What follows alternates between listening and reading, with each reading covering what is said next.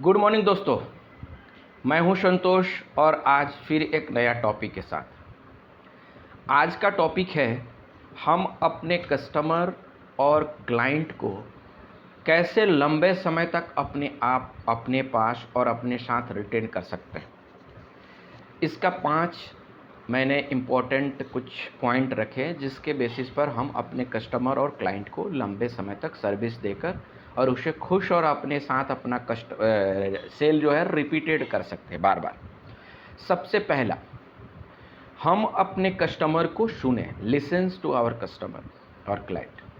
Customer जब भी कुछ बोले, जब भी कोई कंप्लेन करे, जब भी किसी भी तरह का नाराज़गी उसके पास है, तो पूरे के पूरे इवन आपके पास ही गलती क्यों नहीं हो या वो उसका खुद भी गलती क्यों नहीं हो, लेकिन आपको और हमें उसे पूरे ध्यान से सुनना चाहिए जब तक कि वो अपना पूरा बात और पूरा कंप्लेंट सुना नहीं देता।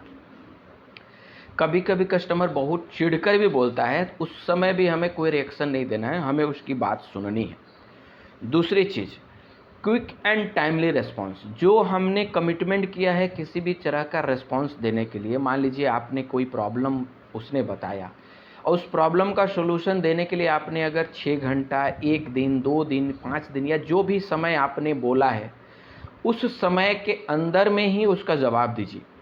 अगर वो समय के अंदर में वो सॉल्यूशन आप नहीं दे पा रहे हैं किसी भी कारण से, तो आप उसके पहले उसे फ़ोन करके इंटीमेट ज़रूर कर दें कि इसकी टाइम थोड़ा और लगेगा और सॉरी बोल दें। आपकी रिलेशन बने रहेगी।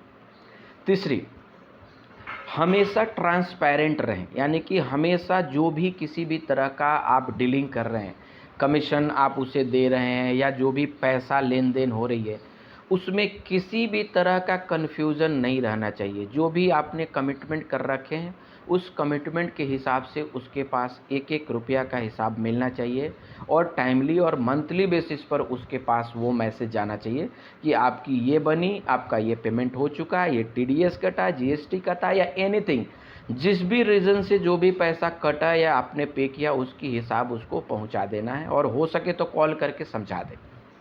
चौथा बात, कभी भी किसी तरह का बदलाव आता है, आप कस्टमर से डील करते हैं या अपने क्लाइंट से डील कर रहे हैं, जो हमें रेगुलर बेसिस पर कोई चेंजेस आ रहा है कंपनी में या उसके स्कीम में कोई चेंजेस आ रहा है या प्राइस में कोई चेंजेस आ रहा है, तो इसकी कम्युनिकेशन उसको टाइम पर चले जाना चाहिए। ऐसा नहीं कि बदलाव आपने 1 तारीख से किया और मैसेज उसको 3 तारीख, 4 तारीख या उसके बाद गया। नहीं, जब भी बदलाव आए उसके 1 दिन पहले और इमीडिएट सेम डे उसके पास मैसेज जाना चाहिए।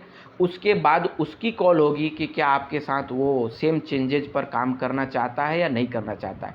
अगर नहीं भी करना चाहता है तो उसमें भी आपकी जीत है, क्योंकि अगर आप अपने बात में बड़े हैं, एक्यूरेट है और ट्रांसपेरेंट है, तो नेक्स्ट टाइम वो आपके साथ जुड़ेगा, क्योंकि आपके वेट और बात के हिसाब से। और पांचवा और आखिरी चीज़ है कि हमेशा अपने कस्टमर और क्लाइंट का स्पेशल डे याद रखिए, उसकी बर्थडे, उसकी मैरिज एनिवर्सरी या कोई बिज़नेस किया है तो उसकी एनिवर्सरी, और उस दिन पर उससे ग्रीटिंग करें। अगर आप फिजिकली जाके मिल सकते हैं तो उस दिन जाके मिलिए, एक बुके और एक ग्रीटिंग कार्ड दें। ये एक बहुत छोटी एक्टिविटी है लेकिन ये लॉन्ग लास्टिंग आपका रिलेशन स्ट्रॉन्ग रखता है। और मैंने अपने अनुभव पर ये फील किया है कि बहुत समय हम लोग करोड़ों का इवन कस्टमर को एक लंबा समय में लॉस हो सकता है, लेकिन आपके रिलेशन की वजह से वो बिज़नेस आपके पास बना रहता है। कभी कभी कस्टमर आपका 1-2% के डिफरेंस से नहीं सुनता है और नहीं बदलता है और आपको नहीं छोड़ता है, आपके साथ बने रहता है, और उसका यही एक रिलेशन है कि आपने ये सारे पांचों पॉइंट को कितना आसानी और ईमानदारी से मैनेज कर रहे हैं और मेंटेन कर रहे हैं। धन्यवाद दोस्तों। अगर आपको ये वीडियो अच्छी लगी हो, मैं कुछ वैल्यू आपके लाइफ में दे पा रहा हूँ, तो please like and subscribe my video. धन्यवाद।